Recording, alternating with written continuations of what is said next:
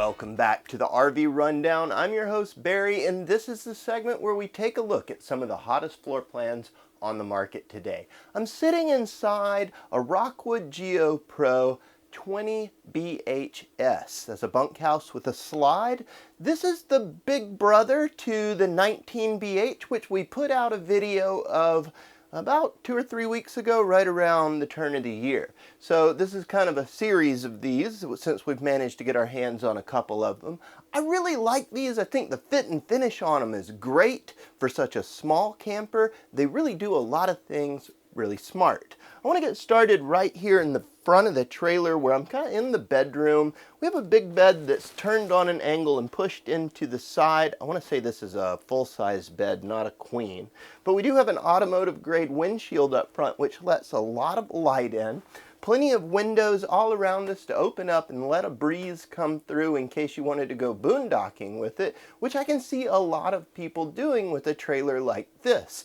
Mostly because it sits up high on AT tires and it has a lot of clearance for going up Forest Service roads. Not to mention, this thing is equipped with a 200-watt solar panel on the roof, a 1,000-watt inverter, and a 30-amp charge controller. So that, in addition to the double battery box up front, we could put in a couple of lithiums and you could rock and roll off-grid for a while. They've even put in several outlets here that are powered up by that inverter.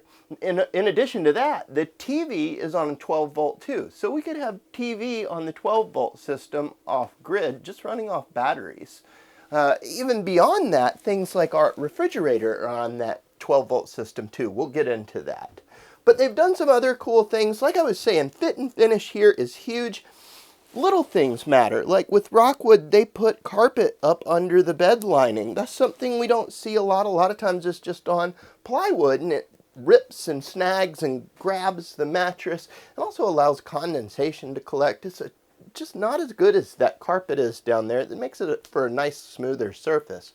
They've done things like put in power towers with wireless charging down here at the end, given us storage in many ways as possible, like the little basket style storage up top. That's just additional spot to put a few things. They're just cramming it in wherever they can. Now, I mentioned that this is the bigger brother to that 19BH that we talked about in a previous video. And what makes it different is how they put the dinette on a slide. So this dinette, as it slides out, we still have access to a good bit with it in. We'll take a look at that later. But in addition to that, the table will drop out and it can become another bed in case you do have guests. There's a little bit of storage down here in the form of a drawer down low. And also, I didn't mention it right here by my feet, there's a little bit more storage in the form of a drawer up under the bed. The kitchen is pretty well equipped. I mean, we've got a few things going on here that I like. They've given us that glass covered 3-burner stove top just to extend our countertops. There's even a little grate that goes over our sink. I love the fact that this is a nice deep stainless steel sink with a high-rise faucet that makes cleaning up dishes and stuff pretty easy to do. This is equipped with an oven, not something that we see that often in a trailer this small. A lot of single axles don't have them. But we've also got a microwave up top and a 12-volt refrigerator complete with a full freezer compartment. There's drawers and cabinets for storage, and there's even a little bit of a pantry down here on the end with some shelving that could be pulled out to make it a hanging closet if you wanted to.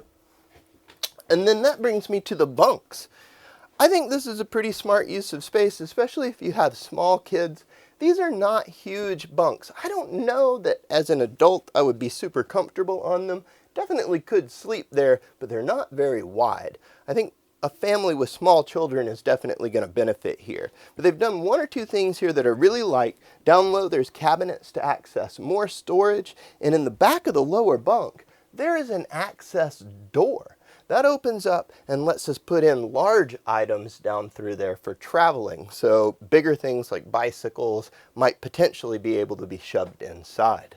There's privacy curtains and there's even a ladder for getting up into this top bunk. At the very back of the trailer, we have our bathroom. The bathroom's kind of neat. We do have a foot flush toilet. A lot of times in an RV this size, it's a wet bath.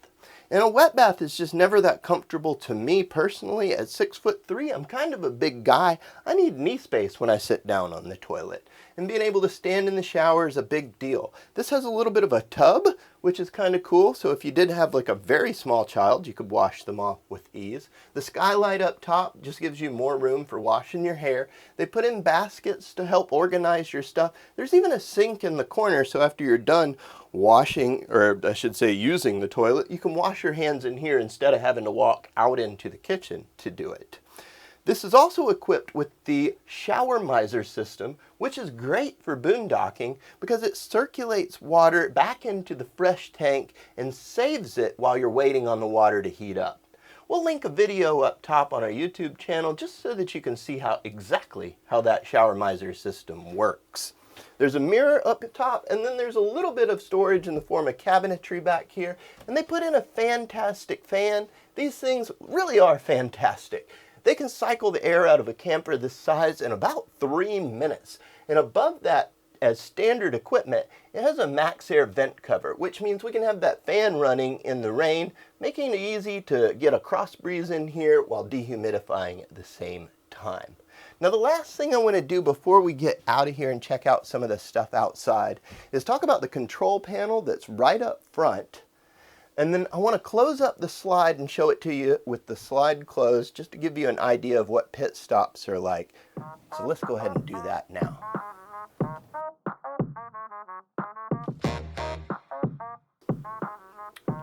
Okay, so with the slide in, I can still get in my bed. I can still get to all of my stuff in my kitchen. There's a little bit of a squeeze right here where I have to go around the corner of this booth dinette. But look, I can still get into the refrigerator if I need to. It's certainly easier accessed from that side.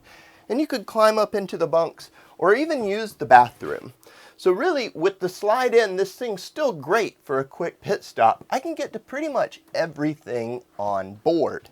Now, one thing I'd also like to mention before I step outside is this control panel is really cool because it's the WeRV control panel. It's Bluetooth equipped. There's an app you can get to pair it with your phone so that you can do everything from your phone and not the control panel. Let's run that slide back out.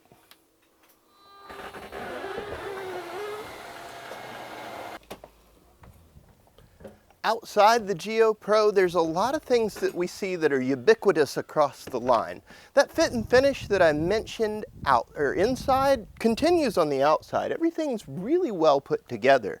At the very front, we have a pass-through storage, and notice that we do have magnetic latches, so this thing just opens up and stays open. It's a pretty big space that passes through here, but what's neat about it is you can see some of that aluminum framing in there. And that aluminum framing is not just in our cage on the exterior, but they're using it for things like the dinette and the bed. It's light, it's strong, it won't rot or fail. There's solar on the side. I mentioned that there is a solar panel up on the roof, but should you park up under the shade or somewhere where you can't get that thing lit up, you can plug an extra one in and drag it out into the sun. We have a solid step entry with a big grab handle and a nice door handle that has a keyless entry system on it. I think that's really cool because if you are that kind of weekend warrior person, you may not want to have pockets full of stuff. Being able to punch in a code and jump back into your trailer is a really nice thought from Rockwood. Our main awning runs almost the length of the trailer. It's electric. It runs out at the touch of a button. If you remember, we looked at that control panel. It can be run from an app. So that means I could run it in and out from my phone out here. There's outside speakers, which we can also connect to, and our windows are frameless, which just gives it a nice, clean look. It sits up high on those AT tires, wrapped around some really nice wheels there, aluminum wheels. And they've given us a couple of other cool things here just to make that outside living experience nice. We've got a griddle that comes standard, as well as a little table here. There's even a cool little forestriver spatula with a bottle opener that's included with the purchase. All of the jacks are manual on all four corners. I kind of like that anyway because if something did happen to them, they're cheap and easy to replace. At the back of the camper, Notice that we do have a ladder leading up to our fully walkable roof. Up there you'll find that solar panel, that max air vent, the air conditioner. This thing's 30 amp service and has a single air inside, which is direct dump. It'll really freeze you out. Down low, we've got a 2-inch receiver. This is not for tandem towing. This is for accessories only. So things like bike racks or storage racks for firewood, that's what they're going for there. In the corner, we have our access to the bunks that I was talking about earlier. This folds up in a way, as I mentioned inside, it gives us the ability to hook up some rather large things like push in maybe a bicycle or you name it. You're the adventurer. Think of what you could fill up in there. Right down below, we have our dump station. All of our sewage comes out right there. And that brings us to our slide. Again, frameless windows, just giving this thing a whole clean look about it. Everything that we hook up for camping or shoreline is going to be right here at the front. So we've got our main shoreline power. We've got our water in for filling our fresh tank. There's an outside shower for cleaning up or rinsing off bicycles or whatever else. We have our freshwater connection as well as black tank flush, our cable and satellite in. We've even got access to the other side of that pass-through storage. So getting things in and out is really easy to do from either side. And that brings us to the front of the unit, where we have a couple of things going on. This is a half-molded fiberglass front cap with a rock guard down low. There's that automotive grade windshield that we talked about inside, letting all that light down into the bedroom. Loading lights for hooking up at night, getting hitched up.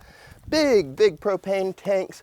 A dual battery box in the back. That's really nice to have. We've even got an LCI electric tongue jack, and they've got it on a wheel right now, but there is an option here to put it on just a standard plate to sit down on the ground. They have what I like to affectionately call a little hooky-doo right here for clipping off our chains and our 7-pin connector, just to get them up off the ground and kind of clean up the campsite a little bit. Overall, I think this thing is really sweet. It's definitely a camper that warrants taking a look at if you're in the market for something small for your family. It's rugged, it's strongly built, its overall fit and finish is, in my opinion, really great. So check it out at Southern RV in McDonough, Georgia, or visit us online at southernrv.com.